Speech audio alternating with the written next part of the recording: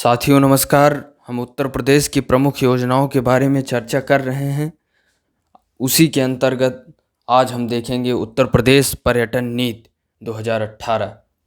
उत्तर प्रदेश सरकार ने पर्यटन की असीम संभावनाओं को मद्देनज़र रखते हुए उत्तर प्रदेश पर्यटन नीति 2018 जारी की, जो 5 वर्ष के लिए लागू की गई है।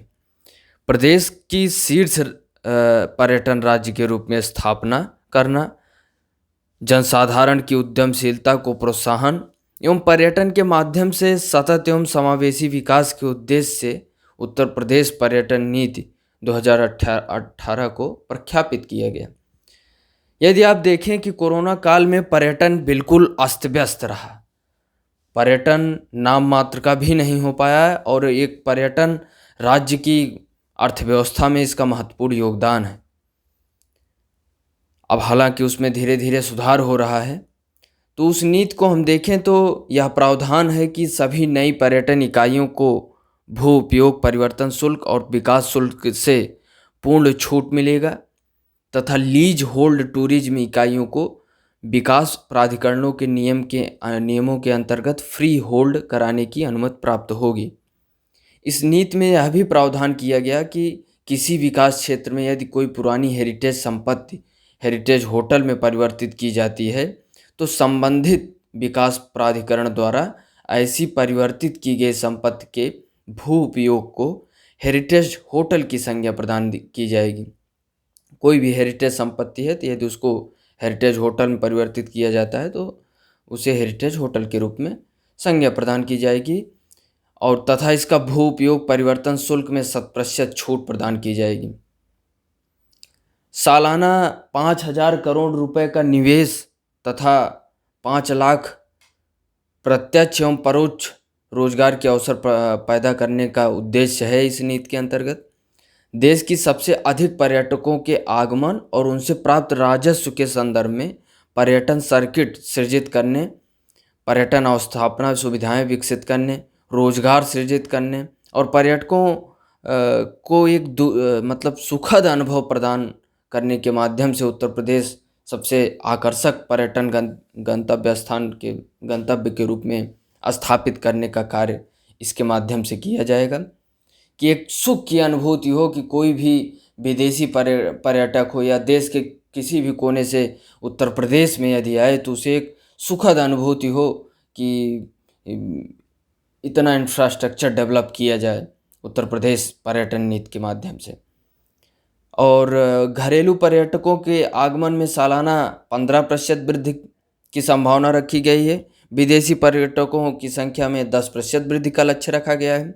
प्रदेश में 1 लाख पर्यटकों को राष्ट्रीय पार्क तथा वन्यजीव विहार की तरफ आकर्षित करना उद्देश्य रखा गया है।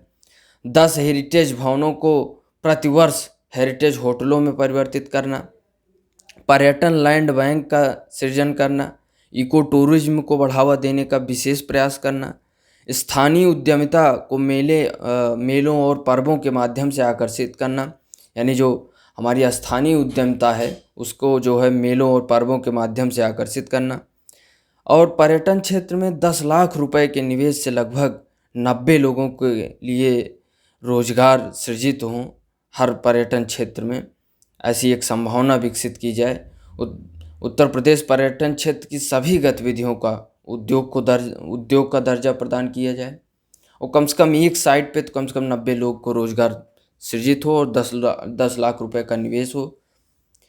और उत्तर प्रदेश पर्यटन विभाग द्वारा वर्ष 1998 में प्रथम पर्यटन नीति घोषित की गई और वर्ष 1998 की पर्यटन नीति में देखें तो 7 परिपथ जिनको हम 7 सर्किट पर्यटन विकास हेतु चिन्हित किए गए थे, जिनमें देखें तो ब्रिज परिपथ जिसमें जो है मथुरा, वृंदावन, आगरा तथा श्री कृष्ण की लीलाओं से जुड़ा क्षेत्र ब्रिज परिपथ में आता था, तो उसको विकसित करने का संकल्प लिया गया था 1998 में।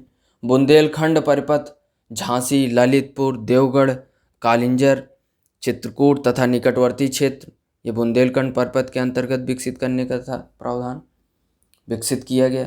बौद्ध परिपथ में देखा जाए तो भगवान बुद्ध से जितने भी जुड़े स्थल हैं उनके विकास की संभावनाओं को देखा गया। विंध्य परिपथ में देखा जाए तो विंध्याचल तथा सोनभद्र से जुड़ा क्षेत्र। अवध परिपथ में देखा जाए तो लखनऊ तथा प्रयागराज व उनके मध्य का क्षेत्र, उसको विकसित करना, उसको विकास की प्रक्रिया से जोड़ना। वन और इको एवं साहसिक पर्यटन परिपथ में देखा जाए तो प्रदेश में स्थित वन्यजीव अभ्यारण्य जितने हैं और वन विहार जितने हैं, यानी इको टूरिज्म के माध्यम से उनको जोड़ा जाए, स्थल को जोड़ा जाए, जिससे जो है ज़्यादा से ज़्यादा लोग आकर्षित हों और ज़्यादा से ज़्यादा देखने के लिए आएँ और टूरिज्म जो है बढ़े, टूरिज्म सेक्टर बढ़े। जल विहार परिपथ में देखा जाए तो जहाँ जहाँ ऐसे क्षेत्र जहाँ जल क्रीड़ा की संभावना हो, वहाँ भी लोग आकर्षित हों, तो उसका विकास करना। इसमें परिवर्तन किया गया उत्तर प्रदेश पर्यटन नीति 2016 के तहत कि इसमें और नए परिपथ जोड़े गए और नई सर्किट्स जोड़ी गई और जो पुरानी सर्किट थी उसका और भी विकास किया जाए। तो उनमें देखा जाए तो हेरिटेज आर्क आगरा, लखनऊ, वाराणसी परिक्षेत्र के अंतर्गत ये आता है। महाभारत परिपथ में देखा जाए तो मेरठ के आसपास किस क्षेत्र और जैसे पांडव ने जहाँ अज्ञातवास काटा, विदुर कुटी, बरनावा का लाक्षागृह, कुंती रसोई, पांडव मंदिर, कुरशासकों की राजधानी हस्तिनापुर आदि महाभारत से जुड़े हुए जितने भी स्थल आते हैं उनका डेवलप किया जाए, सबको एक सर्किट से जोड़ा जाए, एक रूट से जोड़ा जाए या उनका एक रूट तय किया जाए, तो ये महाभारत परिपथ के अंतर्गत इस विकास को बढ़ाया जाएगा। रामायण परिपथ में देखें तो रामायण में उल्लिखित जितने स्थल हैं वो उनका विकास, जैसे यूपी का अयोध्या में भगवान राम का मंदिर तो बन ही रहा है, नंदीग्राम, श्रृंगेर वीरपुर और चित्रकूट बिहार के सीतामढ़ी, बक्सर और दरभंगा मध्य प्रदेश का चित्रकूट, उड़ीसा के महेंद्रगिरी पर्वत जहाँ राम भगवान और उनका सुग्रीव जी का मिलन, तो ये सभी स्थल, छत्तीसगढ़ का जगदलपुर, महाराष्ट्र के नासिक और नागपुर, तेलंगाना का भद्राचलम, कर्नाटक का हम्पी और तमिलनाडु के रामेश्वर, ऐसा कहा जाता है कि राम का ईश्वर रामेश्वर मंदिर, जहाँ भगवान राम ने पूजन किया जो है भगवान भोलेनाथ का। तो ये स्वदेश दर्शन की योजनाओं के माध्यम से रामायण परिपथ को भी चिन्हित किया जाए और उनका विकास किया जाए, इसके माध्यम से रामायण परिपथ आगे बढ़े। जैन परिपथ ऐसे हैं, जैन परिपथ से जुड़े हुए स्थल, और जैन परिपथ को अहिंसा परिपथ के नाम से जाना जाए। जैन धर्म में 24 तीर्थंकर हुए और तो 4 प्रमुख तीर्थंकर तो वाराणसी में ही हैं। पार्श्वनाथ 23वें, सुपार्श्वनाथ 7वें, त्रयांशनाथ 11वें, चंद्र प्रभुनाथ 8वें। इनका जन्म स्थान काशी के में देखा जाए तो पार्श्वनाथ जी का भेलपुर, सुपार्श्वनाथ जी का भदैनी, त्रयांशनाथ का सारनाथ और चंद्र प्रभुनाथ का चंद्रावती चौबेपुर इलाके में। तो ये इनको विकसित किया जाए, इनको एक सिस्टम में जोड़ा जाए। और जैन धर्म के तीर्थस्थल में अधिकांश तो बिहार और झारखंड राज्य में ही स्थित हैं।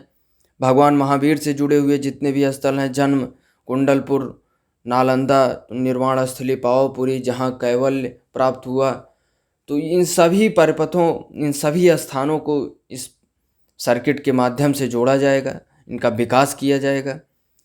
और देखा जाए तो सूफी परिपथ, सूफीवाद से जुड़े हुए प्रमुख स्थल जैसे आगरा तो बहुत ही सभी लगभग केंद्र रहा सूफी परंपरा का, तो उसमें नक्शबंदी, सोहरावर्दी, चिश्तिया सिलसिला, कादरी सिलसिला, और आगरा से सटे हुए कुछ इलाके जैसे मथुरा, फिरोजाबाद, एटा और आसपास के प्रमुख जो क्षेत्र हैं, जो सूफी संत के जहाँ दरगाह स्थित हैं, तो सूफी सर्किट से उनको जोड़ा जाए, सूफी परिपथ से जोड़ा जाए। और ऐसे ही एक विकसित किया जाएगा स्वतंत्रता संग्राम परिपथ। स्वतंत्रता संग्राम परिपथ में तो स्वतंत्रता संग्राम 1857 से जो बिठूर वहीं से सबसे पहले ज्वाला उठी, भड़की, तो पूरे उत्तर प्रदेश में, पूरे भारत में, वर्ष में ऐसे ऐसे फैलते चला गया। मंगल पांडे जो हमारे प्रथम स्वतंत्रता सेनानी हैं, 1857 की क्रांति में। तो स्वतंत्रता संग्राम परिपथ जैसे बांदा, हमीरपुर, उरई, चित्रकूट, झांसी, उन सभी जिलों को जोड़ा जाएगा जो स्वतंत्रता संग्राम से जुड़े हुए थे। तो ये स्वतंत्रता संग्राम परिपथ से उनको डेवलप किया जाएगा। वहाँ वहाँ जो जो स्वतंत्रता सेनानी हुए हैं उनका कुछ न कुछ चीज़ें विकसित की जाएंगी उनकी, जिससे लोग उनको जानेंगे भी और टूरिज्म भी बढ़ेगा। महाभारत परिपथ पे हमने चर्चा की। और ऐसे ही जैसे क्राफ्ट, क्यूजिन एवं कल्चर, ट्रेन, हस्तशिल्प, व्यंजन व विशिष्ट सांस्कृतिक केंद्र विकसित किए जाएं, जिससे जो है टूरिज्म को बढ़ावा दिया जाए और टूरिज्म के माध्यम से उत्तर प्रदेश का विकास हो। उत्तर प्रदेश में जो है धन की राजकोष भी उत्पन्न हो और राजस्व भी उत्पन्न हो, तो जिससे जो है राजस्व राजकोष में जाएगा तो उत्तर प्रदेश का विकास अधिकाधिक रूप में बढ़ेगा। तो ये थी उत्तर प्रदेश पर्यटन नीति 2018 जिसके बारे में हम चर्चा की। आगे भी हम अन्य योजनाओं पर चर्चा करेंगे। बहुत बहुत धन्यवाद।